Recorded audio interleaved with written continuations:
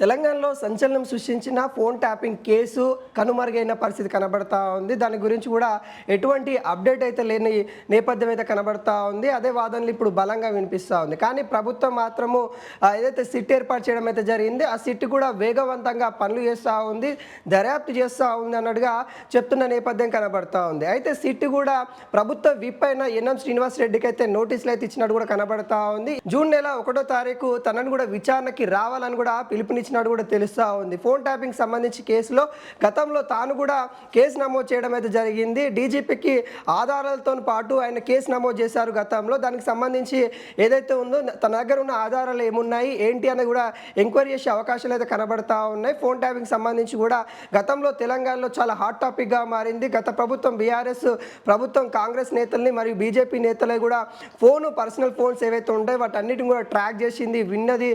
చాలా వరకు మరి వాళ్ళు ఏదైతే ఆ ఫోన్ ట్రాక్ చేసి చాలా వరకు డబ్బులు తీసుకున్నారు, అదేవిధంగా వాళ్ళ పదవి రాకుండా ఇలా పైరవులు చేశారు, చాలా బెదిరింపులు చేశారు అనే వాదనలు ముందు నుండి అయితే వినిపిస్తూ ఉన్నాయి. దానిపైన కూడా 2 సార్లు సిట్ వేయడం అయితే జరిగింది. ఒక సిట్ ఏమో ఇప్పుడు ప్రత్యేక సిట్ అని కూడా చెప్పుకోవచ్చు ఏర్పాటు చేసిన తర్వాత ఆ సిట్ అయితే కొంత దర్యాప్తు అయితే జరుగుతూ ఉంది. కానీ ఆ దర్యాప్తు కూడా మనం ముందు నుండి కూడా చూసినట్లయితే నిమ్మకు నీరెత్తినట్టే జరుగుతున్న పరిస్థితి కనబడతా ఉంది. కూడా ఎక్కడ కూడా వేగవంతంగా అయితే అవ్వట్లేదు. ఎందుకంటే గత సంవత్సరాల కాలం నుండి కూడా ఈ ఫోన్ ట్యాపింగ్ సంబంధించిన కేసు నడుస్తూనే ఉంది, వార్తలు చెప్పుకుంటూనే ఉన్నాం. కానీ ఒక దర్యాప్తుకి అయితే అంటే ఒక ఫైనల్ డిసిషన్కి అయితే రాని పరిస్థితి కనబడతా ఉంది. అది ఏదో ఒక సమయంలో ఫోన్ ట్యాపింగ్ సంబంధించి ఒక వార్త బలంగా వినిపిస్తూ ఉంది. అంటే అక్కడ ప్రభుత్వం పైన వ్యతిరేకత వచ్చినప్పుడు కావచ్చు, లేకుంటే ప్రభుత్వం పైన విమర్శలు వచ్చినప్పుడు కావచ్చు, ఏదో ఒక సందర్భంలో పొలిటికల్ డైవర్షన్ కోసం మాత్రమే ప్రభుత్వం వాడుకుంటుందనే వాదనలు ముందు నుండి అయితే వినపడతా ఉన్నాయి. అదే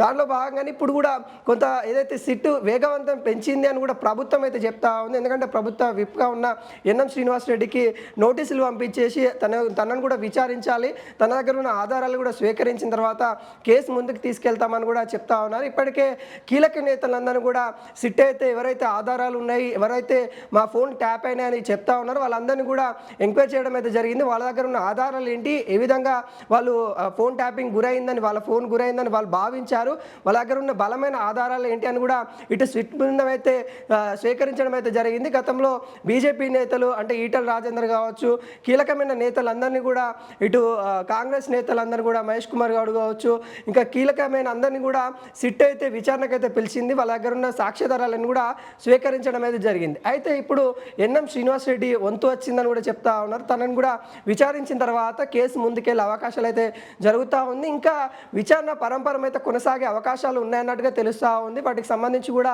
ఇంకా సిట్ బృందం ఏదైతే స్పెషల్ టీంతో 12 మంది స్పెషల్ ఐఏఎస్ ఐపీఎస్ వాళ్ళ ఎవరైతే ఉంటారో వాళ్ళందరూ కూడా కొంత స్పెషల్ టీం అయితే ఏర్పాటు చేయడం అయితే జరిగింది. ఆ స్పెషల్ బృందంతోనే ఇంకా ముందుకెళ్తున్న పరిస్థితి కనబడతా ఉంది. మరి చూడాలి ఒక కొలిక్కి ఎప్పుడు వస్తుంది, మరి ఇది ఇలానే సంవత్సరాల పాటు కొనసాగుతుందా, మరి ఎక్కడొక ఎండ్ పాయింట్ పడుతుందా అనేది కూడా చాలామంది కూడా ప్రజలు ఆసక్తికరంగా వెయిట్ చేస్తూ ఉన్నారు. కానీ అలా జరిగేలాగైతే ఇక్కడ కూడా కనిపించట్లేదు. ఎందుకంటే ఒక ఎండ్ కార్డు వాళ్ళు ముమ్మరంగా చేయాలంటే అది ఎప్పుడు అయిపోయి ఉంటే కాకుండా వాళ్ళు రాజకీయంగానే ఈ కేసును ముందుకు తీసుకెళ్లాలి అని చూస్తూ ఉన్నారని ప్రధానంగా అయితే ఆరోపణలు వస్తూ ఉంది. అది ప్రజలు కూడా గ్రహిస్తూ ఉన్నారు.